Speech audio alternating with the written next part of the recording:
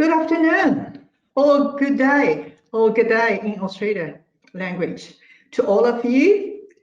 And also this seminar, I would like to say, is part of the STEPS Innovation Webinar Series. If you want to find out more about the webinar series or sign up for more webinars, please visit our website at www.steps.ac.uk/events.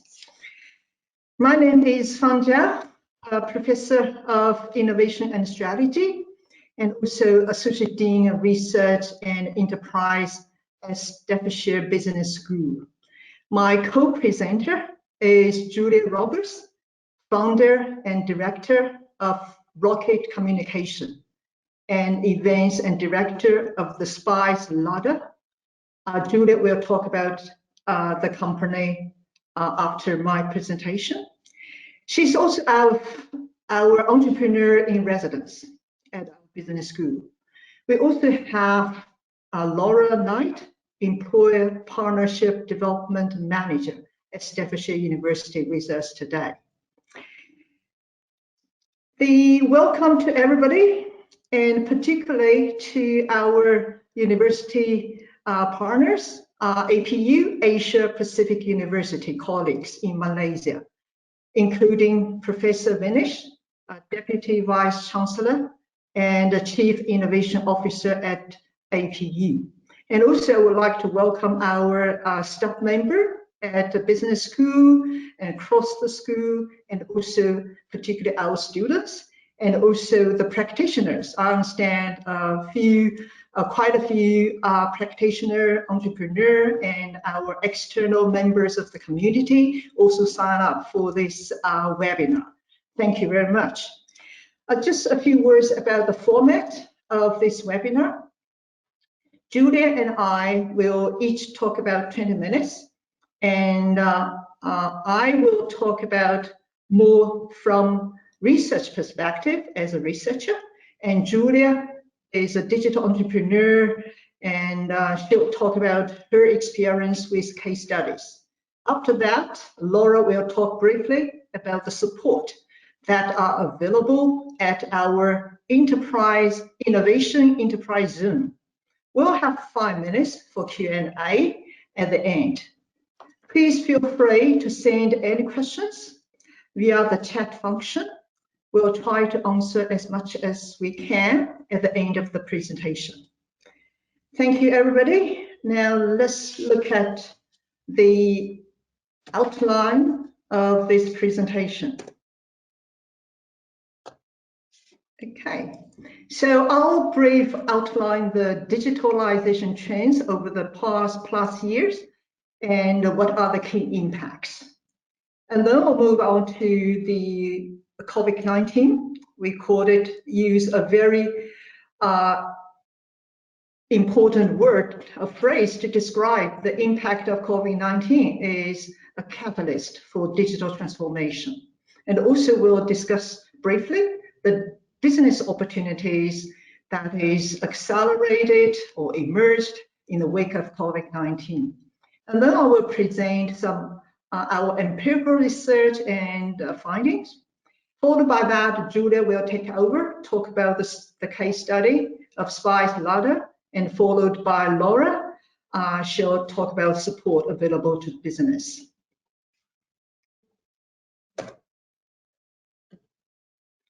Okay, first, let's look at this digital technology development trend.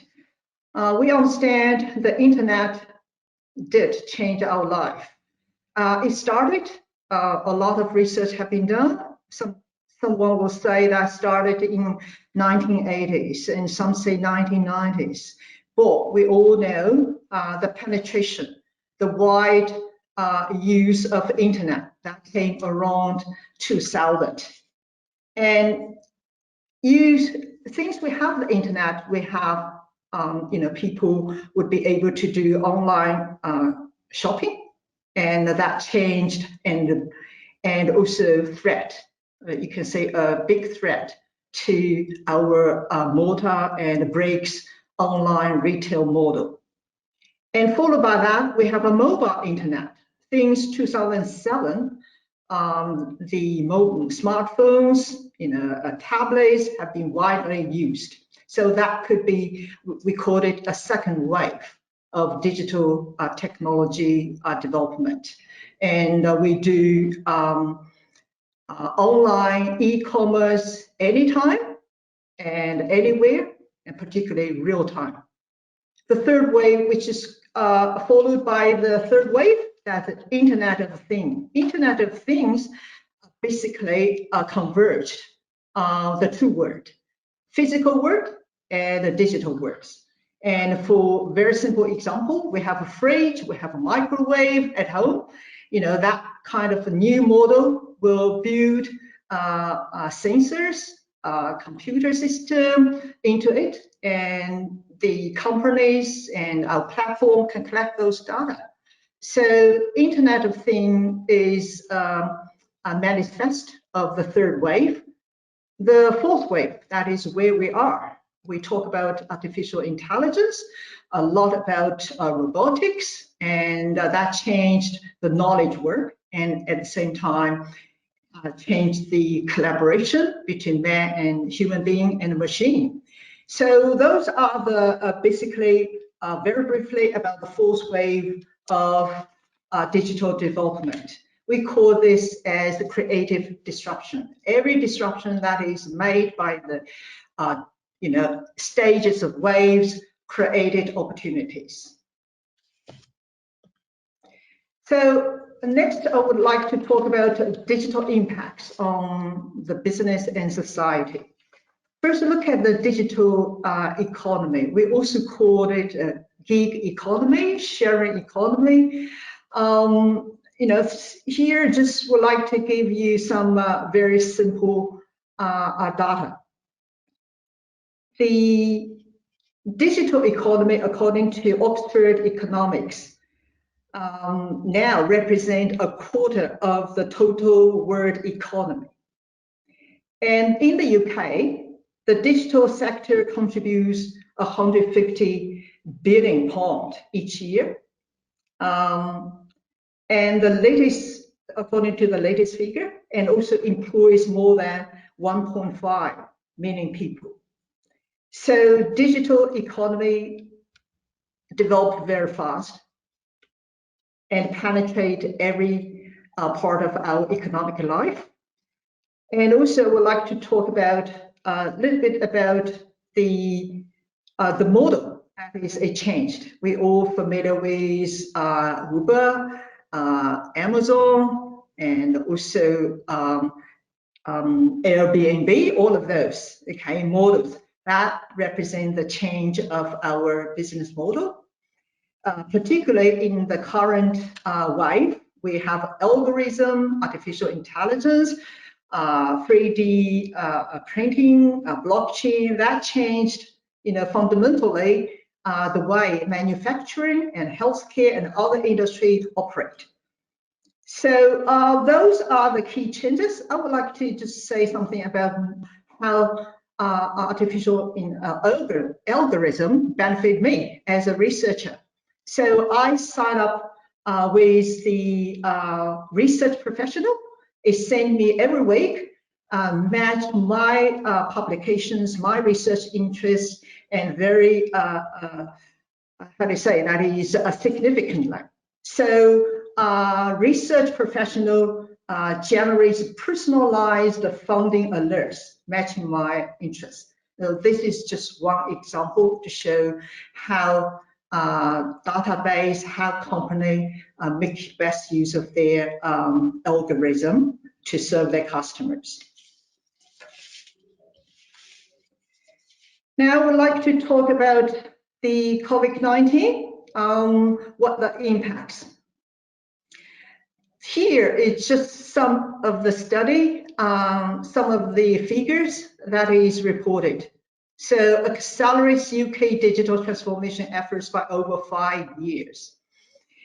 And also according to McKinsey company, the share of digital and digitally embedded products in business portfolios has accelerated by 7 years. So now, digital driven products, digital embedded products, digital transformation have entered every part of our life, business, and to be honest, everything. Penetration is really very high. Okay, this is a diagram which shows the global acceleration of digital transformation. The black bar, you could say that what happened in before and after the COVID, in the wake of COVID-19. So this trend is a global. All right, let's discuss some business opportunities. Although COVID-19 brought, caused so much financial hardships and derailed a lot of projects, particularly when you talk about smart city projects. A large number of smart city projects have been, cancelled or put on hold, or that is just, disappeared. But we also look at some area that huge amount of investment have been made. For example, advanced contact tracing, e-consultation in e-health area. We can say citywide platforms have been developed. For example, in South Korea, they have developed a smart city, a data hub that collects all of those data from people's movement and send it back to the government, to the industry, to be able to use it. So a citywide platform, that is a huge project. And also we saw the UK government's grant recovery plan and environmental health. Those are areas, the investment money go for. 12 billion pounds investment in green recovery. So air quality, energy saving, those are the area that is, brought, how to say that, accelerated or brought together by the, because of the COVID-19, the change of the shift of investment. Let's look at the e-commerce. E-commerce, remote working, those are changed, of the way we work, the way we live, and brought into it are the Amazon, for example, e-commerce, semiconductors, that is highly demanded now. And we use Zoom, use Teams, social media, and the gaming industry and home entertainment are booming. So those are the opportunities. I would like to later on talk about those opportunities. Entrepreneurship, digital entrepreneurship, it goes far beyond e-commerce. So I'll talk about our research. What is a digital entrepreneurship? Based upon our empirical research and also systematic literature review, compare traditional entrepreneurship and also digital entrepreneurship, we work out a definition.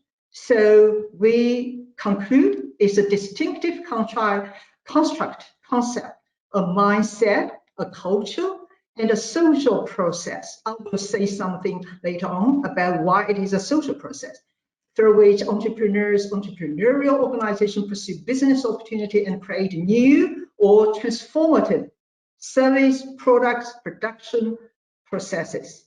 Okay, it is also a digital ecosystem, it is market, it is business model, and also ventures, digital venture involving digital artifacts, digital platform, and the digital infrastructure. Those are the three components of digital technology that we are talking about. So that is why I said digital entrepreneurship.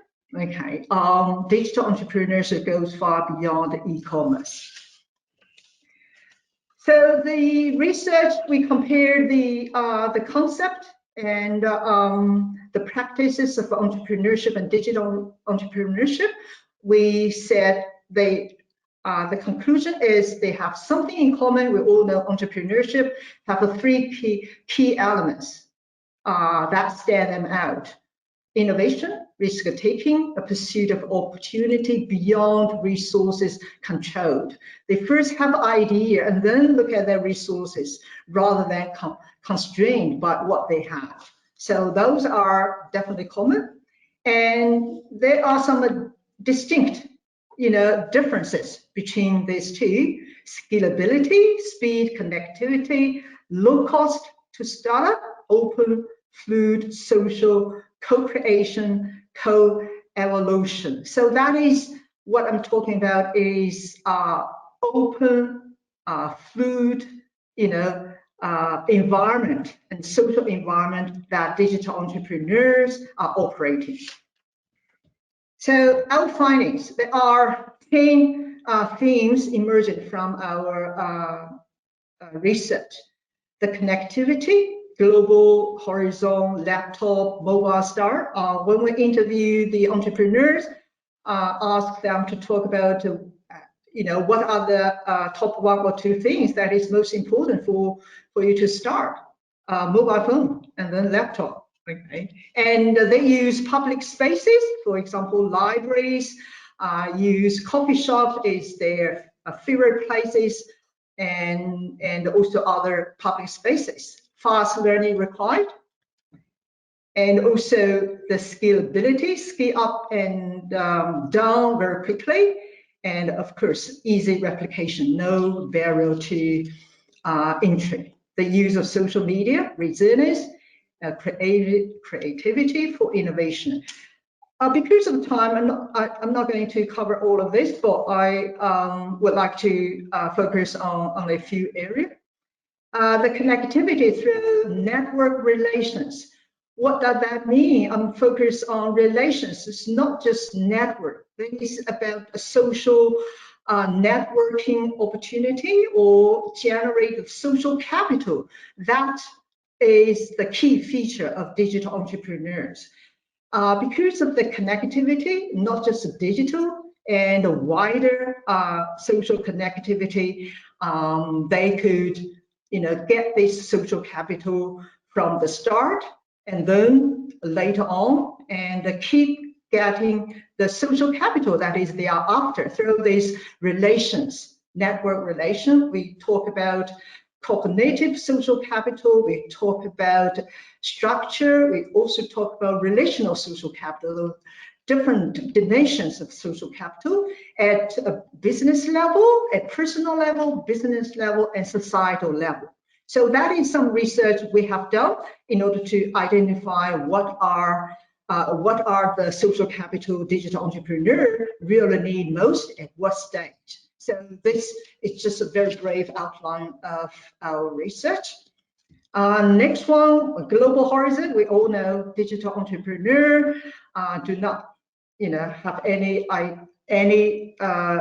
boundaries about, cross-border tradings. A fast learning required. Always this is some of the posts that is we get from digital entrepreneur. I really like the last one. Learning on a just-in-case base is being replaced with learning in a just-in-time format. I think that is absolutely true. And the last, next to the last one, easy replication. Just as quickly and cheaply as you started, so can the others. That's absolutely true. And resilience. I would like to emphasize the resilience, not just at personal level, it is also as business level. So keep going. That is quite important for digital entrepreneurship. And also would like to conclude in a nutshell, our research could conclude digital entrepreneurship is a concept, it is a process, it is opportunity and a challenge. Most important thing of all, it is become indispensable. So I'll stop here and hand over to Julia. Thanks, Julia. Thank you, Fang. That was really, really interesting. Hope everyone can hear me okay. Yep. I'm Julia Roberts. I am entrepreneur in residence at Staffs. I'm also founder of the Ginger and Spice Festival, the Spice Larder, which I'm going to talk about. So I'm going to give you a practical example of a digital solution that I developed during or in response to the pandemic. So hopefully this will be useful for anyone who's looking to innovate in the digital space or considering developing a new digital product, and hopefully acts as a really nice case study to the theoretical part that we've just heard from Fang. So the Spice Larder, to put it in context as to sort of what the Spice Larder is and why it was launched, I'm going to have to talk a little bit about the Ginger and Spice Festival and what that is. Then I'll also talk about the virtual festival that we had last year, and how we then developed the product in the online shop. And I'm going to talk about any new products we're developing, and then this year's festival. So that's what I'm just going to go over in the next sort of 10 to 15 minutes. So next slide, please. Great, so the Ginger and Spice Festival. Ginger and Spice Festival was founded in 2017 by myself, and it was founded it takes place in a little rural market town in Shropshire in England in the United Kingdom. There's about 12,000 people that live there, and it's to celebrate the culinary heritage of the history of the town, and we do that via an eclectic programme of fringe events which we hope inspires the local community and enriches the cultural, social and economic vitality of the area. So we started the festival because in my communications work, I was working with a gingerbread company based in Market Drayton. Market Drayton is the home of gingerbread, if you didn't know. We have one of the oldest gingerbread brands made in the country. You can see just on the slide there, there's a lady dressed in traditional costume with a gingerbread man. It's Billington's gingerbread. So that product is over 200 years old, being made with the same recipe in the town, but nobody was really talking about it. So they had a relaunch of the product, which I was involved with, and a rebrand. And then I thought, well, actually, nobody's talking about this product. It's really as part of the heritage of the town. Let's celebrate it. So that's really where the festival was born in 2017. And we're now coming into the 5th year of the festival. So over the last few years, we've had about 51 fringe events, including a street market and a heritage trail around the town. We've engaged with over 60 delegates, so those could be comedians, artists, different traders, actors, people like that come on and put on little special events for us. We've engaged with over 90 stakeholders as well, so that's businesses, sponsors. We've run 17 competitions. And every year, so the first year we launched, we won British Food Fortnight, because the festival takes place in British Food Fortnight. We're championing local produce and local producers. We won that competition, and we've been shortlisted every year since in an award, and in 2019 we got a Guinness World Record for decorating the most amount of gingerbread biscuits in one go. So we were really proud of that. But at the start of 2017, I never thought we'd get a Guinness World Record. So yeah, we're really, really proud and pleased with that. So on to the next slide, please. So I think actually if you go to the next one, possibly. Sorry. It's okay. Thank you very much. So we've been going for 3 years. The festival was gaining really great momentum, and we've got really good community engagement. It's been doing really well. And then last year, obviously, the pandemic hit. So we had to really, first of all, we thought, well, let's just wait, because the pandemic hit us in the UK. We were locked down in March, and the festival wasn't till September. So initially, we had a few weeks just to consider what we might do. And it then became quite clear that planning the months ahead was going to be incredibly difficult, because with festival planning, it doesn't just take place a few weeks before, it takes place in the whole year. So we had to start putting deposits down for things, and because we're a small community festival and we are only, we didn't have an income at that stage, we were just funded by sponsorship. It was a huge risk to start putting deposits down with contractors that an event might not be able to go ahead.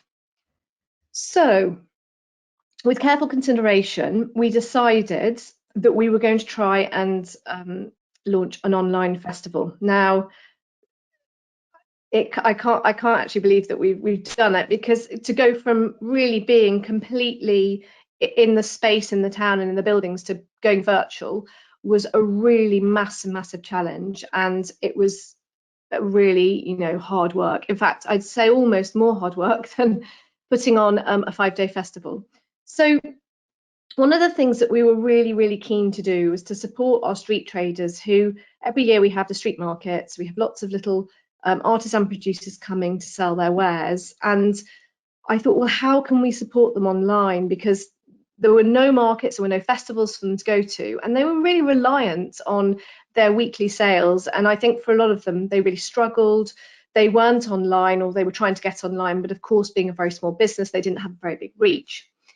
So one of the things we decided we'd do is to innovate and try and launch some kind of online platform for the traders to come onto. So what I had to do is basically go and do lots of research to sort of how this was possible. Now, other festivals have just created a space on their website, and they create an icon and a link straight to the artisan's website. Now, I thought, well, we could do that, but actually how we're going to have to potentially charge the artisan an upfront fee, and they might not make any sales.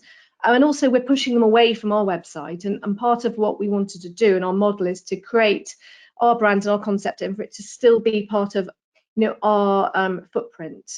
So after a bit of research, I decided that I was going to try and implement an online market space, and we did do that.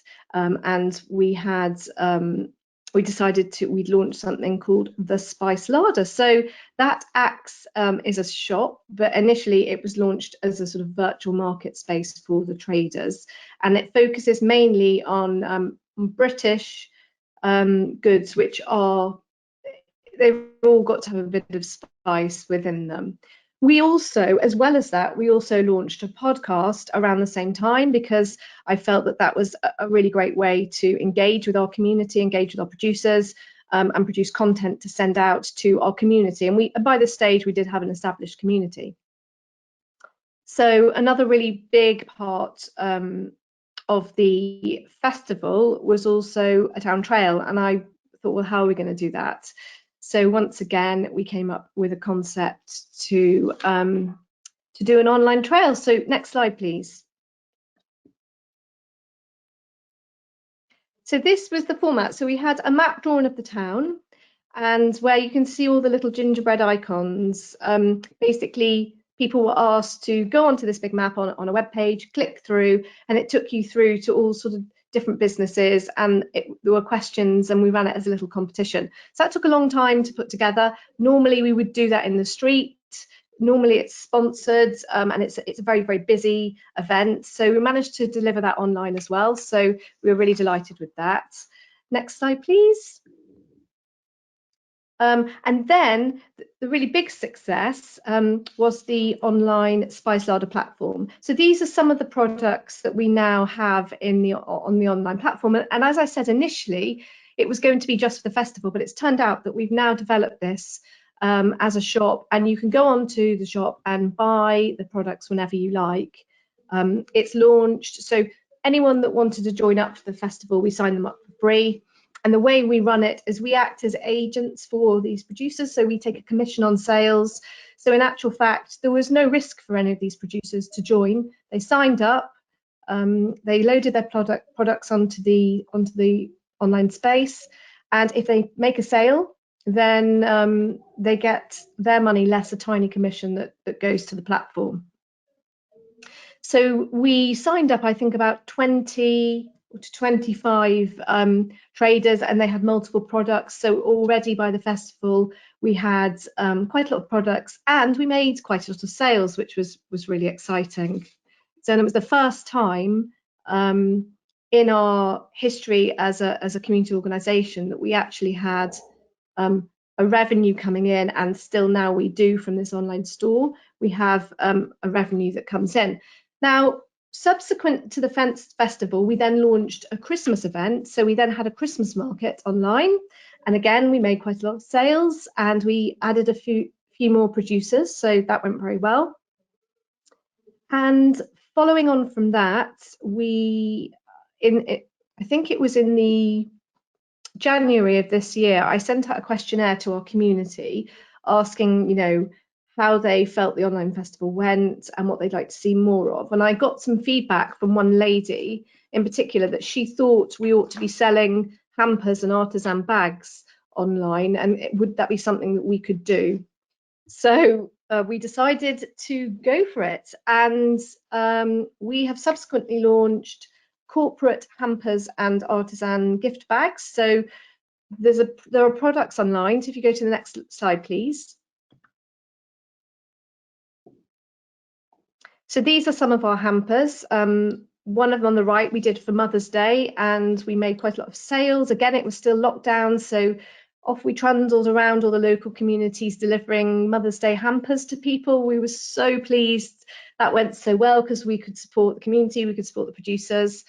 And also on the back of that, we now have regular corporate orders for corporate hampers, and that's with local businesses. So out of a terrible situation in the pandemic has come a regular income stream for our festival for the first time, which is just quite mind-blowing, really, because it's not something we planned. We sort of just we came up with the idea and we just ran with it, we went with it. And it's proving to be extremely beneficial for the festival. We're not billionaires, and it's not going to have made us billionaires, but we've got some new tools and new ways to innovate and engage with our community. Next slide, please.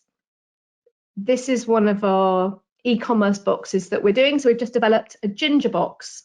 So for anyone who loves ginger products and gingerbread, you can buy it as a gift to send to somebody, or buy it for yourself, whatever you like. So that's something else we're doing. So we're constantly coming up with new innovations. And if you go to the next slide, please. This is one of our corporate clients. These were some gift bags we did for them, and this is what they said. We love supporting local businesses, feel it's important, especially now. Julia kindly created, blah, blah, blah. So there's happy clients, and they are regular customers now for the festival. So it's great to see that support, and it's fantastic to see the income stream. So what is for 2021? So next slide, please. So for 2021, we are going to be doing a virtual and a physical festival. So it's going to be one day, because again, it's still quite risky. There's no insurance for COVID at the moment. So we're doing a one-day festival, then we're going to be doing some online events. We'll be doing a heritage food trail in the town as well, and we'll probably replicate that online. And we'll do some demos and talks online as well, and run a contest. So that's one example of digital innovation in the wake of the pandemic. So I'll just sort of wrap up and conclude. What are the benefits? So it's been beneficial to us because we've engaged with our community. So there are other festivals that take place in Market Drayton. There's a music festival and an arts festival. Neither of them ran last year. They didn't even run online. Neither of them are running this year. So I genuinely feel that if you pause and you just stagnate, and I think the world moves on and we all move on, and I really feel you have to try and innovate and move, and that can be incredibly hard. I have to say, launching this online platform was really difficult, but it's a huge learning process, and we now can move on and grow, which is great. It's really low cost to start these things up. So you buy a domain, a theme and a plugin, and off you go. I mean, it's so much of it is automated now. I mean, if you go back 10 years, it would have had to have all been coded. I'm not a coder, there's no way I could have done this, but because of the amazing innovation online, you can buy products and plug those in. Automating all your systems makes it really easy to run. So, you know, I'm sure people are aware of all the different systems you can have to just generate automated responses and things like that. The one thing I think I will say is launching something like this, yes, it's a low startup cost and you can run with it. However, I think user experience is really, really important. I think that could potentially be quite a high cost because you have to get the user experience right. I don't think we're there yet with that. We're doing lots of different ways and techniques and tries and testing to see what works better. The other one of the disadvantages, or one of the real challenges in this space, is the huge cost for marketing. So with Ginger and Spice Festival and the Spice Larder, we already had a community, but that community is not going to sustain, you know, the shop. You have to go out and find more customers. That is incredibly expensive to do. The internet is incredibly noisy. It's highly competitive. We can't compete with Amazon, with Etsy, with all the other players. And as Fang rightly said, the moment you're on, someone can replicate what you're doing. So these are all things you need to consider if you're thinking of launching a product or going out. I think the tips I can give you and the takeaways are: do your market research if you've got time. Do people want your product? Go out and see, has anyone else done it? Is there space? Find a group and ask them. Do some research. Who's your customer? You really need to know who they are, what problem you're trying to solve for them. So yes, I launched the online Spice Larder marketplace, but it turns out a lot of my community wanted hampers. They wanted hampers and they wanted gift bags. So we therefore listened to that and evolved. And those are the things I'll give you, really. So just go away, do some market research, and know what your customer wants, and find an investor because the marketing spend on something like this is very, very high because it's highly competitive. So I think that's all from me. I hope it's been helpful, and I am now going to pass over to my colleague, who I think popped up. Sorry. There you go. That's Laura. Thank you. Thank you, Julia. I'm just going to talk quickly about what we can offer businesses from the Innovation Enterprise Zone, which is the area that I work in. So we work on a variety of services and projects to support businesses. So the first one I'll talk to you around, we currently have funded support for prototyping and new product development. This is tailored support for businesses that may not have the resource or equipment needed to create sort of specialist products. This project will give employers access to a student or graduate for 15 hours per week, as well as dedicated academic support and access to the specialist equipment that we have here at the university. We also have funded support for innovations in transport, logistics and mobility. And this project is more around looking at how we can move people and goods around the world in a more sustainable, more green, more efficient manner. This project is 12 months fully funded. Again, you will get student or graduate support, an academic lead, and this one also comes with technician support as well. At our Stoke-on-Trent campus, we have incubation and startup hatchery. So the incubation space, we have, I think it's 11 offices, and then our hatchery is more more like pods, and they're more designed for startups. It's a much more collaborative space. I've sort of mentioned a little bit about the specialist equipment that we have. So we've invested quite heavily in our facilities at Staffordshire. So we have dedicated facilities for our employers to use. We have specialist labs. We have digital suites that can be accessed. We have a robotic arm. We have particle size analyzer. We can do things on micro scratch testing and those kinds of things. There's a whole host of equipment that employers will be able to use if they're working with us. We also offer CPD and higher degree apprenticeships.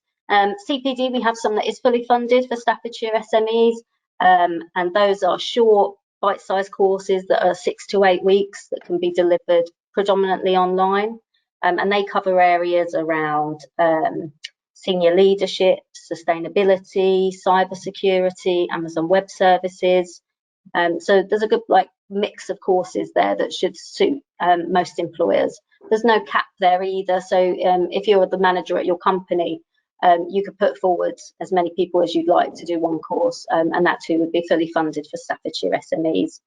The higher degree apprenticeships we offer in a whole array of a whole array of subjects as well. We have our on-site recruitment agency, Unitemps, and Unitemps can support employers with things. We're tapping into our student talent basically. So if you wanted to advertise a work placement or an internship, or perhaps if you had a graduate level opportunity, you can advertise through Unitemps, and they'll manage a lot of the recruitment process for you. And we also would welcome talks with large employers as well, so we can offer support around accessing national funding, grants, knowledge transfer partnerships as well. So if there is anything you would like to discuss, please do get in touch. If any students are listening today as well, and you've kind of liked what you've heard, or you like the sound of some of these projects that we're talking about, please do contact the careers team and the Unitemps team. We work quite heavily with them, and they help us access the student pool that are interested in getting involved with these kind of projects. So please do get in touch with them if you'd like to get some extra experience. Could I have the next slide, please?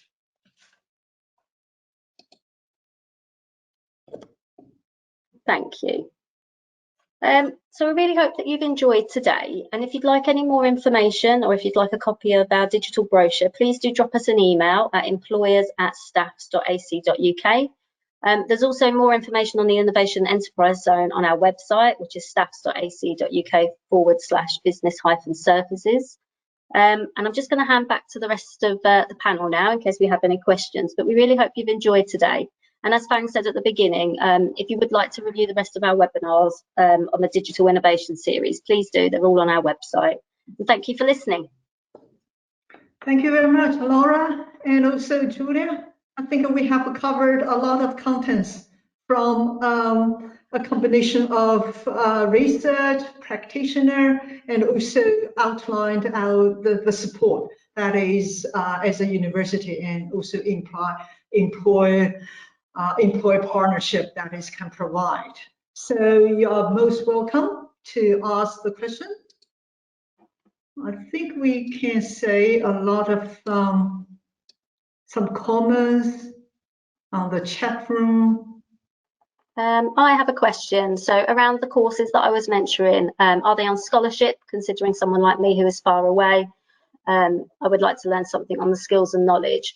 So if you are an international student perhaps, and you would like to have a look at our courses, again, if you contact employers at staffs.ac.uk, I'll speak to the team and ensure that your email comes through to me. But we do offer courses, obviously, for international students. The funding will vary depending on what level you want to study, but we can support you to kind of see if we can find something that fits what you would like to study.